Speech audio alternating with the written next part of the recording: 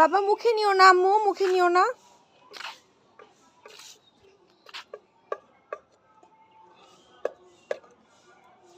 আমার মেয়েটা মাশাআল্লাহ একা একা অনেক সুন্দর খেলা করে।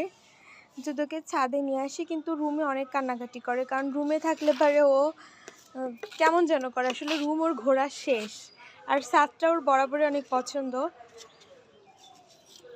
সেই জন্য আমি ওকে মাঝে মাঝেই ছাদে নিয়ে আসি। মাঝে মাঝে বলতে যে শীত আসার পর থেকে ওর ছাদেই বেশি থাকে। আমি ওর বাবাকে মাঝে মাঝে বলি যে হচ্ছে দেখো ওকে ছাদে আসতে আসতে ও কিন্তু অনেক কালো হয়ে যাচ্ছে, কারণ সবসময় রোদে থাকে। এখন তো রোদ পড়ে গেছে বিকাল, বাট ও সবসময় বেশিরভাগ টাইমই রোদে থাকে। দেখেন খেলা করতেছে। ওর দাদু বাড়িতে সবাই বলে আমি নাকি ঘরের মধ্যে বন্দি করে রাখতে রাখতে ওকে প্রাকৃতিক পরিবেশের সাথে পরিচয় করাই না, কিন্তু না, আমার মেয়ে বেশ প্রাকৃতিক পরিবেশের সাথে পরিচিত হয়। এই যে দেখেন কত গাছপালা, আকাশ, পশু পাখি থেকে শুরু করে সব কিছুই দেখে। আলহামদুলিল্লাহ সব কিছুই দেখে। আমি ওকে ছাদে নিয়ে আসি, আমি ওকে একবারে বন্দি করে রাখি না, আর ও থাকতে চায় না।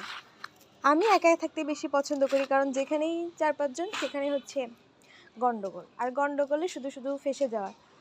আমি কোথাও ফাঁসতেও চাই না, গন্ডগোল আর যাইতেও চাই না।